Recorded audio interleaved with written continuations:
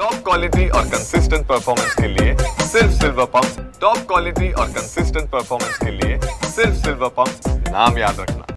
आपल्या सोबत आहेत मंत्री आशिष जयस्वालजी। भाऊ काय सांगणार, एकतर दोन्ही राष्ट्रवादी एकत्र येण्याची चर्चा, इकडे दोन्ही ठाकरे बंधू एकत्र येण्याची चर्चा जी आहे ती सुरू झालेली आहे। राजकीय घडामोडी राजकारणात होत असतात।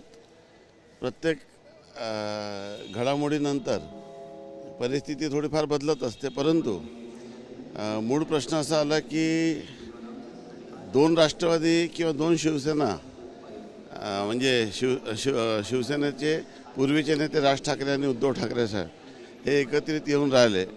एक मिनिट थांबा जरा।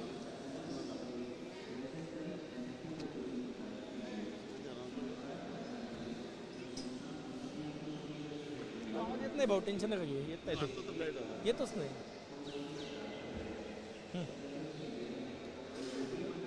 आपल्या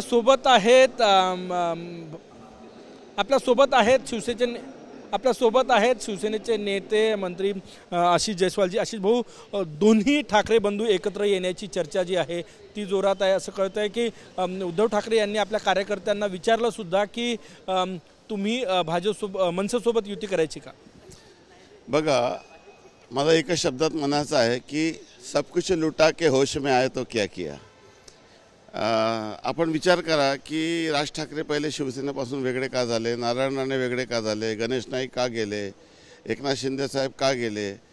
एवढ्या मोठ्या प्रमाणामध्ये जे लोक पक्ष सोडून गेले, किंवा आता ओरिजिनल शिवसेना म्हणून शिंदे साहेबांनी ज्या पद्धतीने पक्षाला आपल्या बळकट देण्याचं काम या ठिकाणी सुरू केलेलं आहे की जर पहिलेपासून लक्ष घातलं असतं आणि पक्षातून कोणी एक्झिट होऊ नये याची जर काळजी घेतली असती तर आज माननीय शिवसेना प्रमुख बाळासाहेब ठाकरे यांनी निर्माण केले शिवसेना उद्धवजी यांच्या नेतृत्वातच महाराष्ट्रात सर्वात मोठा पक्ष झाला असता। तुम्ही विचार करा की 2014ला 4 जागेसाठी युती तुटली, त्या 4 जागेसाठी युती तुटली, त्या 4 जागेवर आज कोण आमदार निवडून आला, यापेक्षा त्या 4 जागेमुळे 35 असे आमदार निवडून आले भारतीय जनता पार्टीचे, जी जागा भाजपने मागितलीच नव्हती। त्यामुळे एकंदरीत जर पक्षाचं जर काही इतक्या वर्षापासून तो नुकसान झाला त्याच्या संदर्भामध्ये आत्मचिंतन केलं असतं तर आज ही जी अवस्था झालेली आहे उभाटाची ती झाली नसती। शेवटी गेटवर लोकांना 4-4 तास 5-5 तास उभं ठेवणे, भेट न देणे आणि काही लोकांनी जे पक्ष आपल्या हाती घेतलं होतं त्याच्यामुळे सर्व परिस्थिती घडलेली आहे। हे मला आपल्याला सांगण्याची गरज नाही, इतिहासाचे साक्षीदार महाराष्ट्राची जनता आणि मीडियाचे सर्व लोक आहे। मला असं वाटते की इतक्या उशिरा सुचलेला शहाणपणाला तुम्ही खूप काही साध्य होईल असं मला वाटत नाही। काल आदित्य ठाकरे यांनी मुंबई अपघातावरून टीका केली की महाराष्ट्राला बुलेट ट्रेनची काय गरज आहे। ते फ्रस्ट्रेटेड व्यक्ती आहे आणि नेहमीच कुठल्याही विकास कामाला ते तशा पद्धतीने विरोध करत असतात।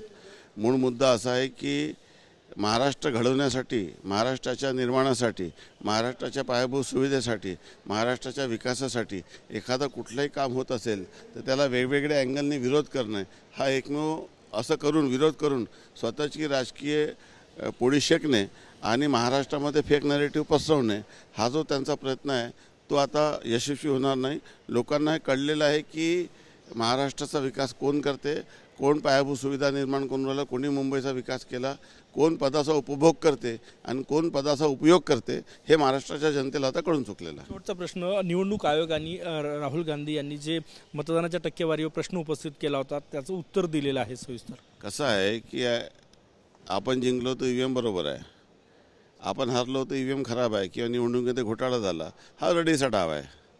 हा रडीचा डाव आहे। लोकसभेमध्ये मग काय झालं, लोकसभेमध्ये ज्या पद्धतीने खासदार त्यांचे तो राजकीय समीकरण कसे राहिले, वातावरण कसं आहे, सोशल इंजिनिअरिंग कशी झाली, पॉलिटिकल इक्वेशन कसे जोडलेले त्याच्यावर निवडणुकीचा निकाल आहे। माननीय एकनाथ शिंदे साहेबांनी ज्या पद्धतीचं काम महाराष्ट्राच्या जनतेसाठी केलं, शेतकऱ्याला कृषी बिलमध्ये माफी दिली, 1 रुपयामध्ये पीक विमा योजना आणली, धान उत्पादक शेतकऱ्याला बोनस दिलं, PM किसानप्रमाणे CM किसान दिलं, लाडकी बहीण योजना आणली, लेक लाडकी योजना आणली आणि त्यासोबतच महाराष्ट्रामध्ये युवक प्रशिक्षण कार्यक्रम अशा पद्धतीचे जे विविध उपक्रम राबविण्यात आले त्यामुळे तुम्ही विचार करा मागच्या 2.5 वर्षात कसं महाराष्ट्र पुढे गेलं, त्यामुळे लोकांनी मतदान दिलेलं आहे।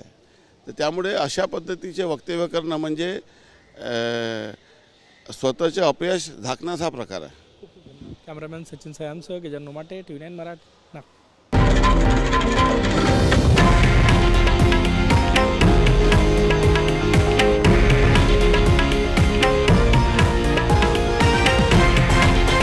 हे आहे देशातील नंबर 1 न्यूज नेटवर्क आणि आपण पाहत आहात TV9 मराठी, एकमेव.